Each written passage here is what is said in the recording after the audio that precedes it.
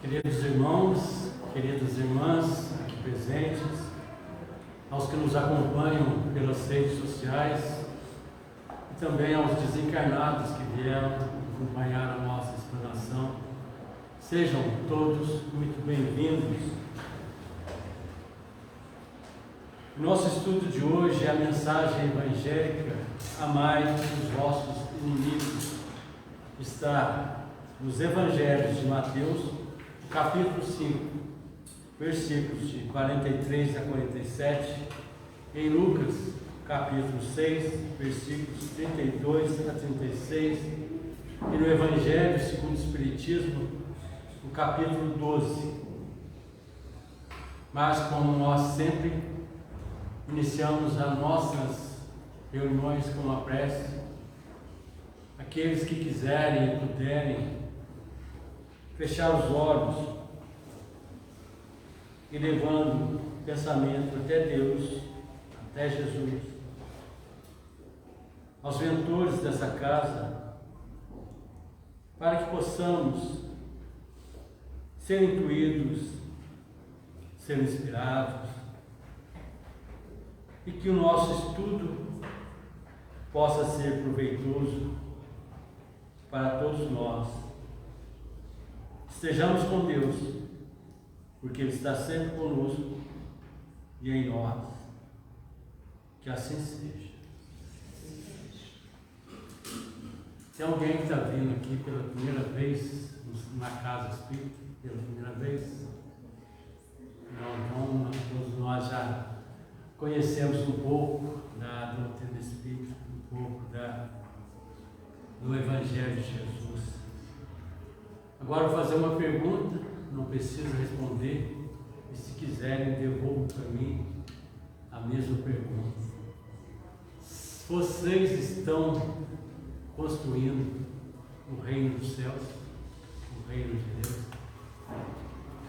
Pode perguntar para mim também, não precisa responder não, cada um responde para si mesmo. Então todos nós estamos construindo o reino de Deus, no reino dos céus, e essa construção é feita no coração, é o que Jesus sempre diz. Que essa palestra de hoje possa ser uma pedra nessa construção. Se ela não pudesse ser uma pedra, que seja pelo menos um grão de areia. Se ela não conseguisse ser nem esse grão de areia, que seja um grão de pó, pelo menos. Assim nós vamos começar a construir o nosso reino de Deus em nosso coração. Amai os vossos inimigos. Mateus anota os ensinamentos de Jesus e começa assim: ouvistes o que foi dito, amarás o vosso próximo e odiarás os vossos inimigos. Eu, porém, vos digo, amai os vossos inimigos, fazei o bem aos que vos odeiam, e orai pelos que vos perseguem e caluniam, a fim de serdes filhos do vosso Pai que está nos céus, e que faz o sol levantar para os bons e para os maus, e que chova sobre os justos e os injustos. Se só amardes os que vos amam, qual será a vossa recompensa? Os publicanos não fazem assim também? Se apenas saudardes os vossos irmãos, que é que fazeis mais que os outros? Os pagãos não fazem assim também? E em Lucas nós lemos: se somente amais os que vos amam, que mérito terás? Uma vez que os pecadores também fazem isso. Se fizerdes o bem aos que vos fazem, que mérito terás? Os pecadores fazem o mesmo. Se só emprestardes àqueles de quem possais receber, que mérito terás, quando os pecadores fazem o mesmo? Pelo que vos toca, amai os vossos inimigos, fazei o bem a todos e auxiliai, sem esperar coisa alguma. Então será grande a vossa recompensa e sereis filhos do Altíssimo, que é bom para os ingratos e para os maus. Sede misericordiosos, como misericordioso é o vosso Deus. E Kardec comenta: se o amor ao próximo é o princípio da caridade, amar os inimigos é a mais sublime aplicação desse princípio. A posse dessa virtude representa uma das maiores vitórias contra o egoísmo e o orgulho. Mas amar o inimigo, não existe aí um engano? Não, Jesus não assumiu.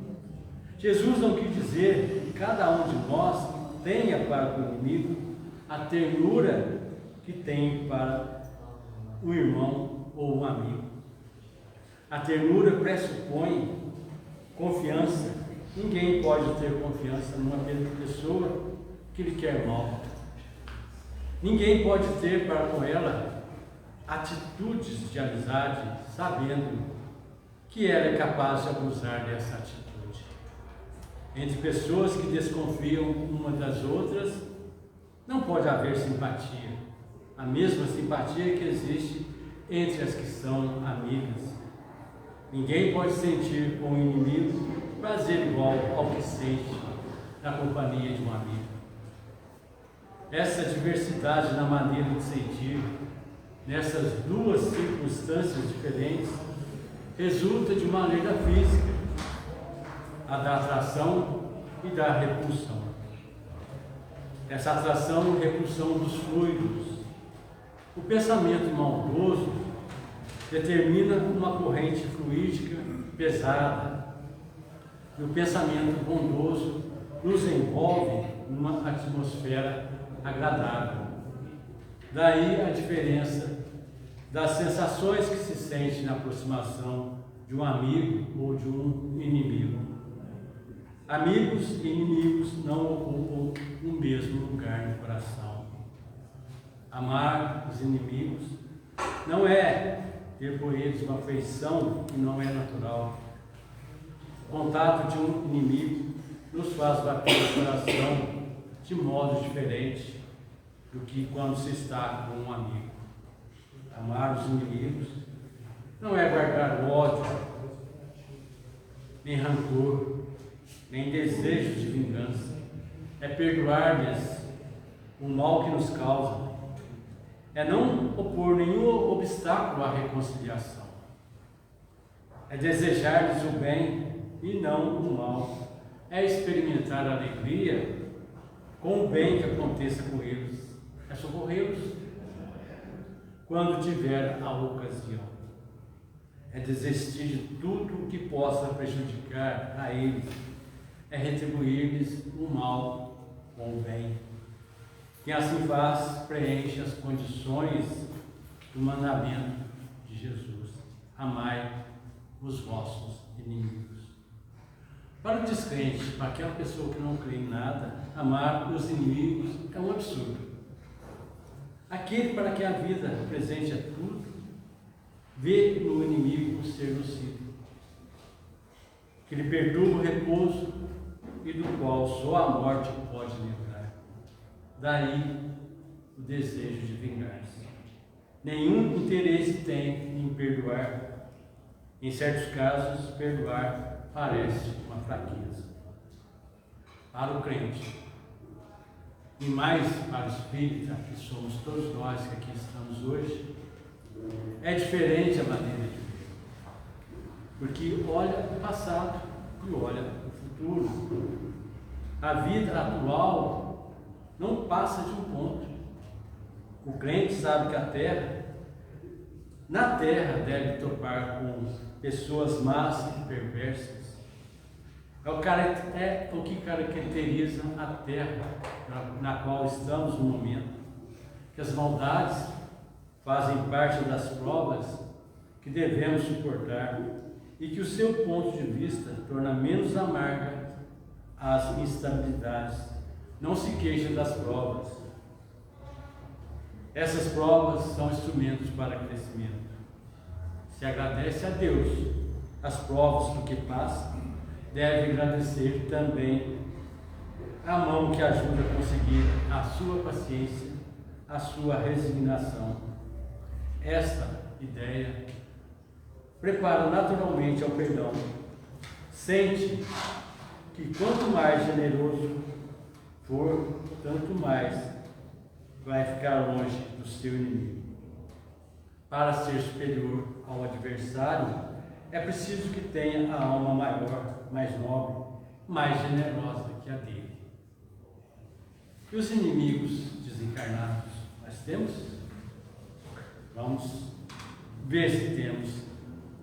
O espírito ainda tem outros motivos para ser indulgente para com seus inimigos. Ele sabe que a maldade não é permanente, que ela vem de uma imperfeição temporária e que o mal um dia vai reconhecer os seus erros e se tornar bom. Sabe também que a morte apenas livra o seu inimigo da presença material e que este pode perseguir o seu ódio mesmo depois de ter deixado a terra. Cabia ao Espiritismo demonstrar por meio da experiência da lei que rege as relações entre o mundo visível e o mundo invisível, que é a expressão extinguir o ódio é falso. Que na verdade, quando se derrama sangue, alimenta o ódio. Mesmo no além-túmulo, cabia ao Espiritismo também apresentar uma razão positiva e uma utilidade prática ao perdão e ao princípio do Cristo: amai os vossos inimigos. Não há coração tão perverso que se mostre sensível ao bom proceder. O bom procedimento tira todo o argumento às represálias, podendo-se até fazer de um inimigo um amigo, antes e depois de sua morte. Com um mau procedimento, o homem irrita o seu inimigo, que passa a ser instrumento de que a justiça de Deus se serve para punir aquele que não perdoou. Pode-se contar inimigos entre os encarnados e como entre os desencarnados. Os inimigos do mundo invisível manifestam a sua maldade pelas obsessões e subjugações que faz tanta gente sofrer e que representam um gênero de provações, mas que ajudam no adiantamento do ser. Se não existisse pessoas más na Terra, não existiriam espíritos maus ao seu redor. Se deve usar de benevolência com os inimigos encarnados, do mesmo modo fazer com os desencarnados. O Espiritismo demonstra que o mandamento amai os vossos inimigos faz parte da grande lei da solidariedade e da fraternidade universais. A lei de Moisés, a lei mosaica, prescrevia olho por olho, dente por dente, e de acordo com a lei, a época em que Moisés vivia. Aí veio Jesus, o Cristo, e disse: retribuir o mal com o bem. Ao orgulhoso, este ensino pode parecer uma covardia.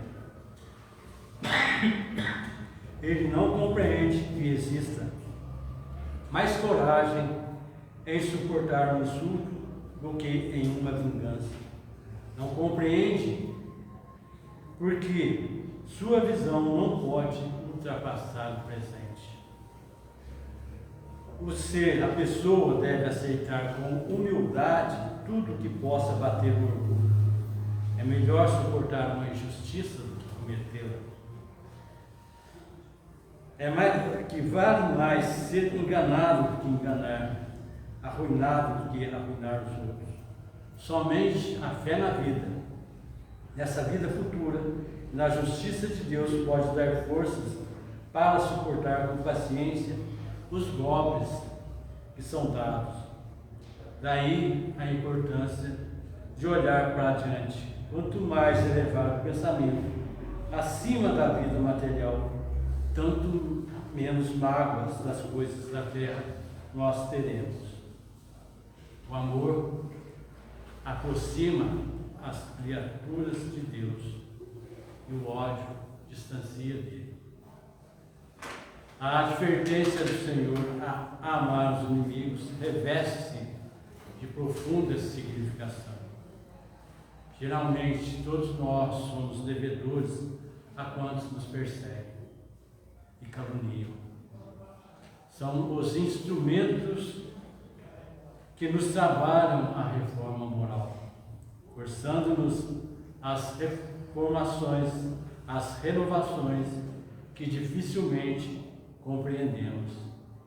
São eles que nos indicam as fraquezas, as deficiências e as necessidades da tarefa que estamos fazendo. A afirmativa do Mestre Divino merece meditação sempre.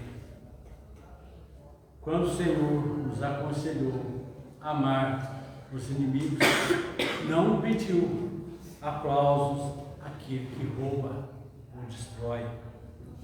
Recomendou auxiliarmos os mais cruéis, não com aprovação, e sim com a disposição de ajudá-los a se reerguerem para a senda divina, através da paciência, do recurso reconstrutivo ou do trabalho restaurador.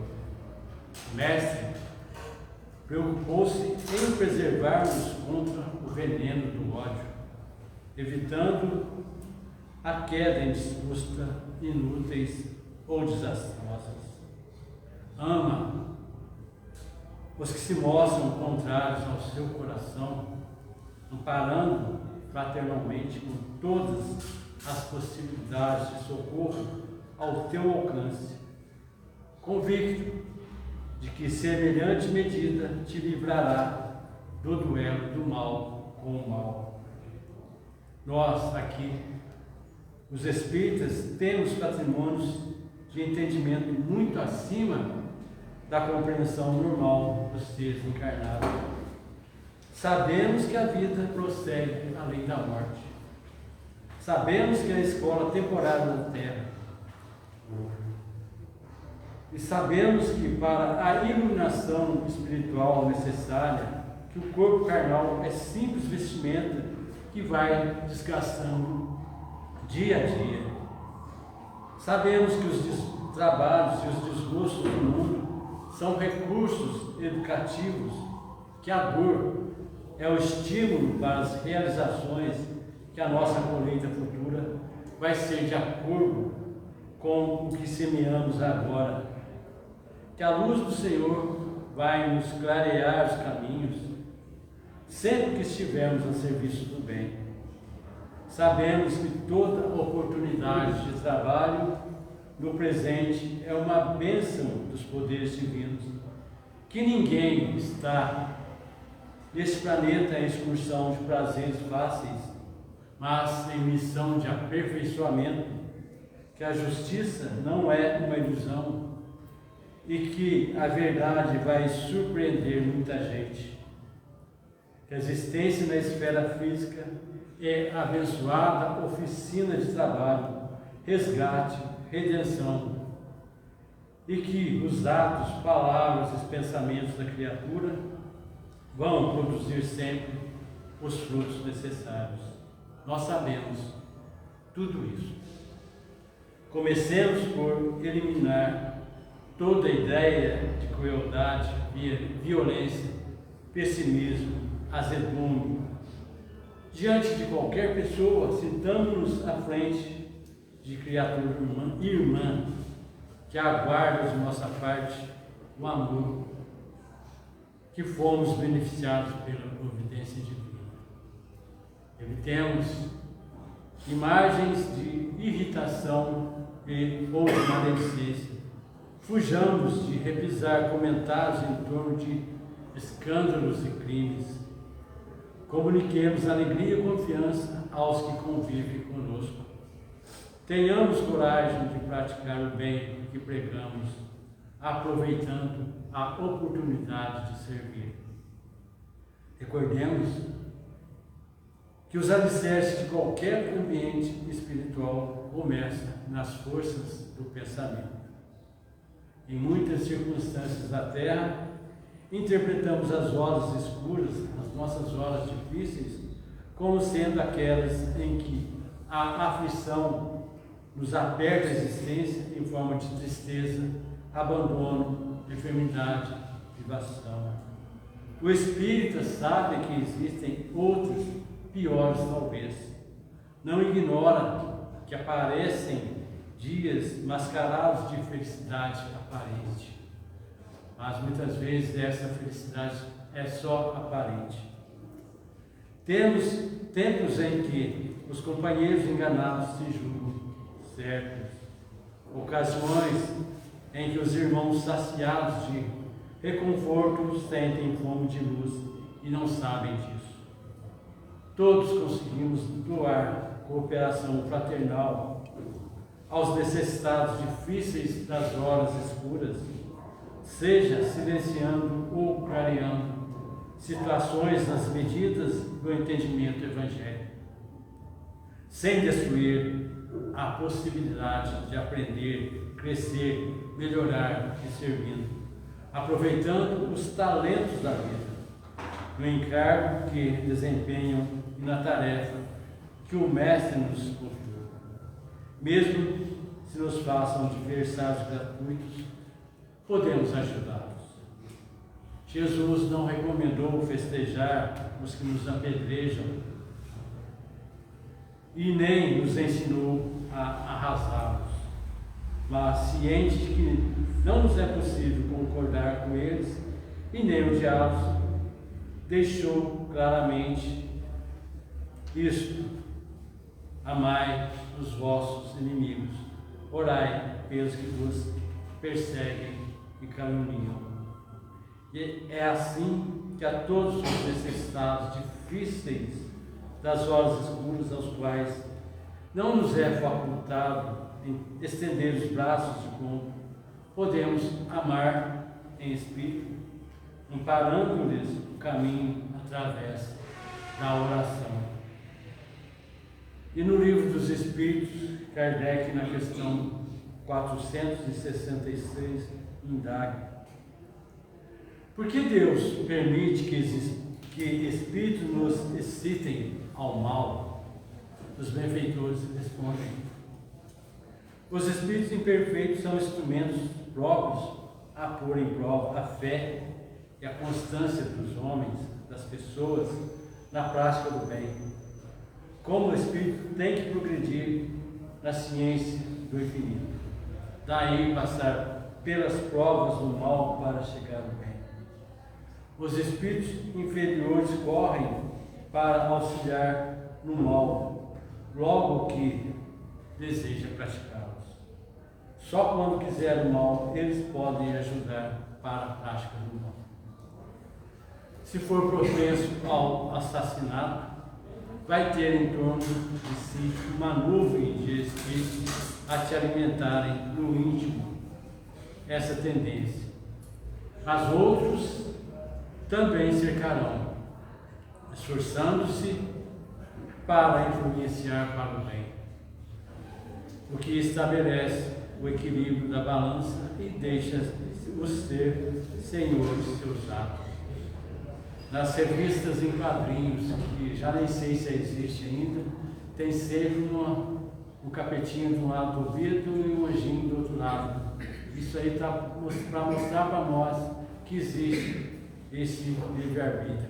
É assim que Deus nos dá o livre-arbítrio. Nós podemos escolher um ou outro. Se nós tivermos o pensamento no mal, o mal vai nos atingir. Se nós tivermos o pensamento no bem, o bem vai nos atingir. Na hora da crise, devemos endurecer os lábios e ouvir as vozes que nos falam no íntimo. Percebemos o conflito, é o passado que teima em ficar e o presente que anseia pelo futuro. É o cárcere e a libertação, a sombra e a luz. a dívida e a esperança. É o que foi, o que deve ser. Na essência, é o mundo e o Cristo no coração. Diz o mundo: aborrece os que te aborreçam. Diz o Cristo: pede, ora pelos que te perseguem e caluniam. O ouvido escuta o que a boca reflete.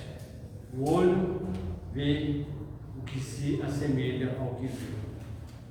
Na questão 887 de O Livro dos Espíritos, Kardec pergunta. Primeiro ele afirma, depois ele pergunta. Jesus disse: amai aos vossos inimigos. Ora, o amor aos inimigos não é contrário às nossas tendências naturais, e a inimizade não vem de uma falta de simpatia entre os espíritos. Os evocados respondem: certo que ninguém pode dedicar aos seus inimigos um amor terno e apaixonado. Não foi isso que o Cristo quis dizer. Amar os inimigos é perdoar-lhes e lhes retribuir o mal com o bem. O que assim procede se torna superior aos seus inimigos, ao passo que a vingança os coloca abaixo deles.